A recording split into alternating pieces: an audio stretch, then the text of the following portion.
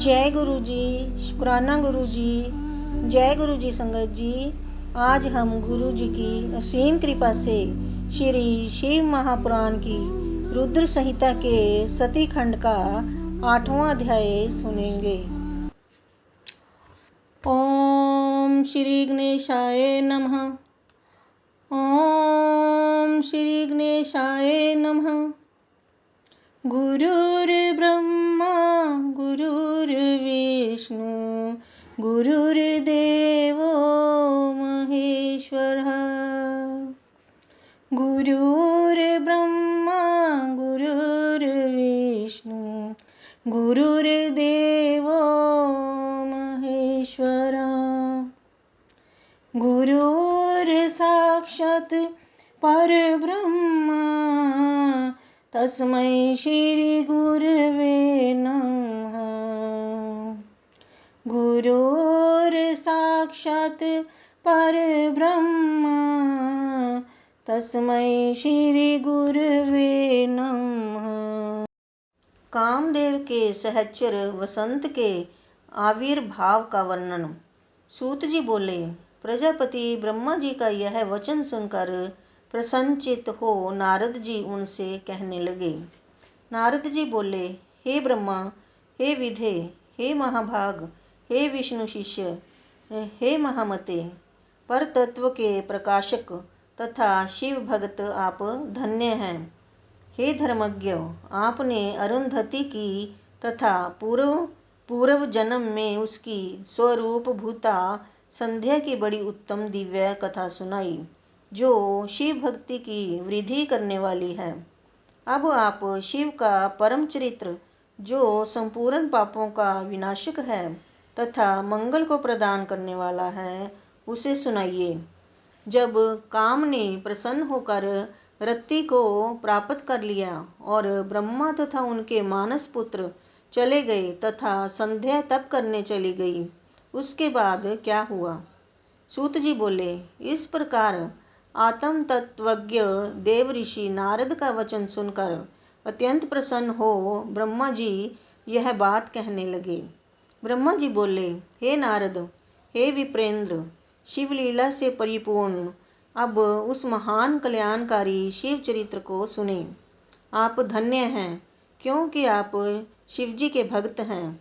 हे तात, पहले जब मैं शिव माया से मोहित होकर अंतर्धान हो गया, तब शिव के वाक्य रूपी विष से दुखी हो अपने मन में विचार करने लगा।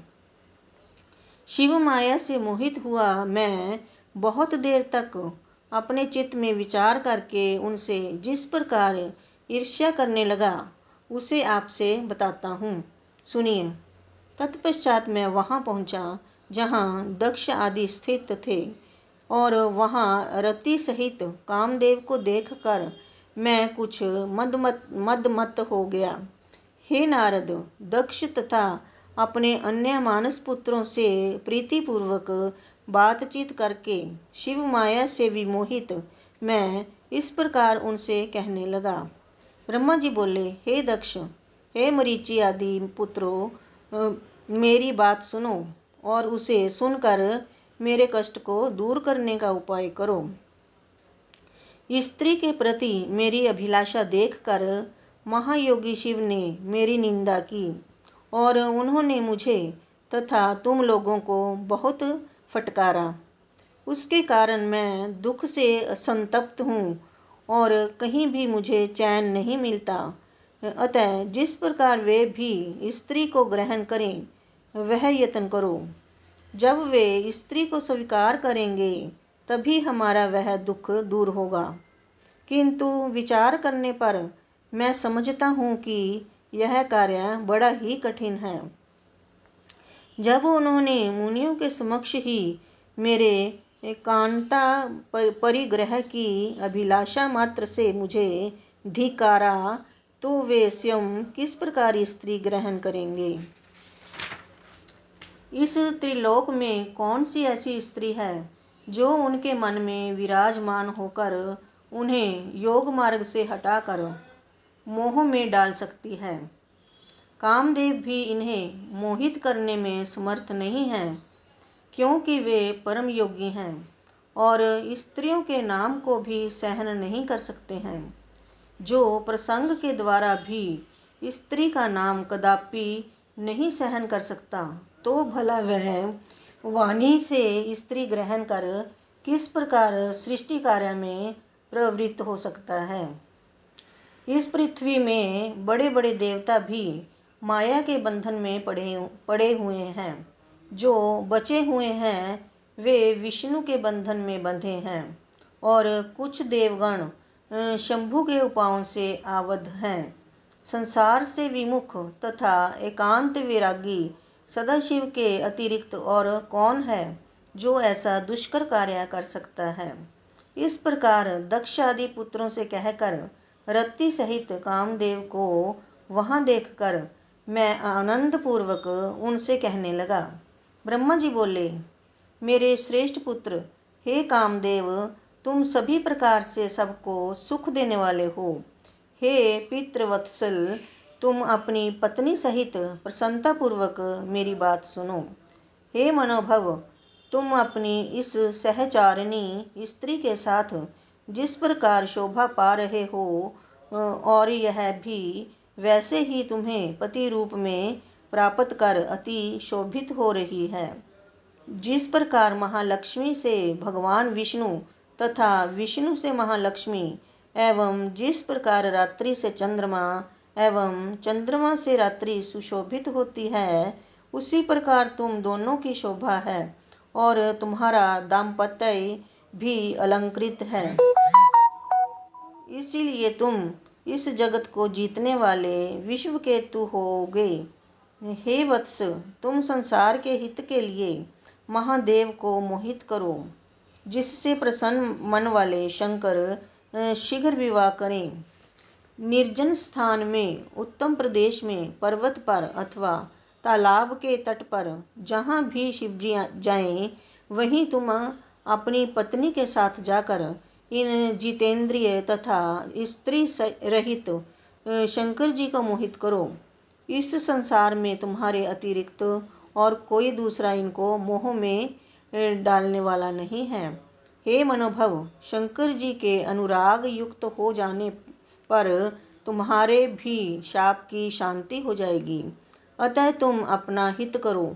यदि महेश्वर सानुराग होकर स्त्री की अभिलाषा करेंगे, तो वे श्रेष्ठ शिव तुम्हारा भी उद्धार कर देंगे। इसीलिए तुम अपनी स्त्री को साथ लेकर शंकर जी को मोहित करने का प्रयत्न करो और महेश्वर को मोहित करके विश्व के केतु हो जाओ। ब्रह्मा जी बोले, संसार के प्रभु एवं अपने पिता मुझ ब्रह्मा की बात सुनकर वह कामदेव मुझ जगतपति से कहने लगा। मनमथ बोला, हे प्रभो, मैं आपके आज्ञा अनुसार शिवजी को मोहित करूंगा, किंतु हे भगवान, स्त्री ही मेरा मुख्य अस्त्र है।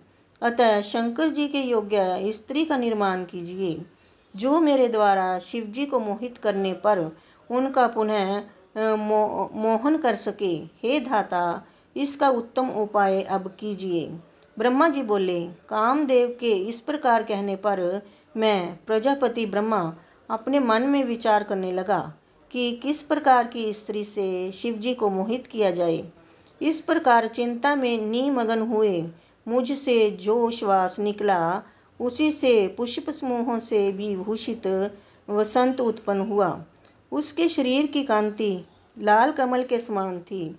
उसकी आंखें विकसित कमल के समान थीं। उसका मुख संध्या के समय उदय हुए पूर्ण चंद्रमा के समान मनोहर था। उसकी नासिका भी बहुत सुंदर थी। उसके चरणों में सींग के समान आवर्त थे। वह काले तथा घुंघराले केशों से शोभायमान हो रहा था। संध्याकालीन सूर्य के सदृश 2 कुंडलों से वह सुशोभित था। मतवाले हाथी के समान उसकी चाल थी। उसकी भुजाएं लंबी तथा मोटी थीं। उसका कंधा अत्यंत ऊंचा था। उसकी ग्रीवा शंख के समान थी। उसका वक्षस्थल बहुत चौड़ा था। मुखमंडल स्थूल तथा सुंदर था। उसके सभी अंग सुंदर थे। वह श्याम वर्ण का था। सभी लक्षणों से युक्त वह सबको मोहित करने वाला, काम को बढ़ाने वाला तथा अत्यंत दर्शनीय था। इस प्रकार पुष्प गुच्छों से सुशोभित हुए वसंत के उत्पन्न होते ही सुगंधित वायु चलने लगी। वृक्ष भी फूलों से लद गए। सैकड़ों कोयलें मधुर पंचम स्वर में बोलने लगीं और बावलियां विकसित तथा स्वच्छ कमलों से युक्त हो गईं। इस प्रकार उत्पन्न हुए उस श्रेष्ठ वसंत को देखकर मैं ब्रह्मा कामदेव से मधुर शब्दों में कहने लगा। ब्रह्मा जी बोले, हे पुत्र कामदेव तुल्य, यह बसंत अब तुम्हारे लिए अनुकूल मित्र उत्पन्न हो गया है। अब यह तुम्हारी सब प्रकार से सहायता करेगा। जिस प्रकार पवन अग्नि का मित्र बनकर सदा उसका उपकार करता रहता है, उसी प्रकार यह बसंत भी तुम्हारा मित्र बनकर सदा तुम्हारे साथ रहेगा। रमण में हेतु होने के कारण यह तुम्हारे साथ निवास करेगा, इसीलिए इसका नाम वसंत होगा। लोक का अनुरंजन तथा तुम्हारा अनुगमन ही इसका कार्य होगा। वसंत कालीन यह मलाइनील इस वसंत का श्रृंगार बनकर इसके मित्र रूप से बना रहेगा, जो सदा तुम्हारे अधीन रहेगा। जिस प्रकार तुम्हारे मित्र रहते हैं, उसी प्रकार ये बीबोक आदि हाव तथा 64 कलाएं रति के साथ सुहृद होकर रहेंगी। हे काम, तुम अपने इन वसंत आदि सहचरों तथा रति के साथ उद्यत होकर महादेव जी को मोहित करो। हे तात, अब मैं यत्न पूर्वक अच्छी तरह मन में सोच विचार कर उस कामिनी को प्राप्त करूँगा, जो भगवान शंकर को मोहित कर लेगी। ब्रह्मा जी बोले, इस प्रकार मुझ सुर श्रेष्ठ ब्रह्मा के कहने पर उस कामदेव ने पत्नी सहित मेरे चरणों में प्रणाम किया। पुनः दक्ष एवं मेरे मानस पुत्रों को प्रणाम कर कामदेव उस स्थान पर गया जहाँ आत्म स्वरूप शंकर जी गए थे। इस प्रकार श्री शिव महापुराण के अंतर्गत द्वितीय रुद्र संहिता के द्वितीय सतीखंड में वसंत स्वरूप वर्णन नामक 8वां अध्याय पूर्ण हुआ। जय गुरु जी। ओम नमः शिवाय। शिव जी सदा सहाय। ओम नमः शिवाय। गुरु जी सदा सहाय। जय गुरु जी।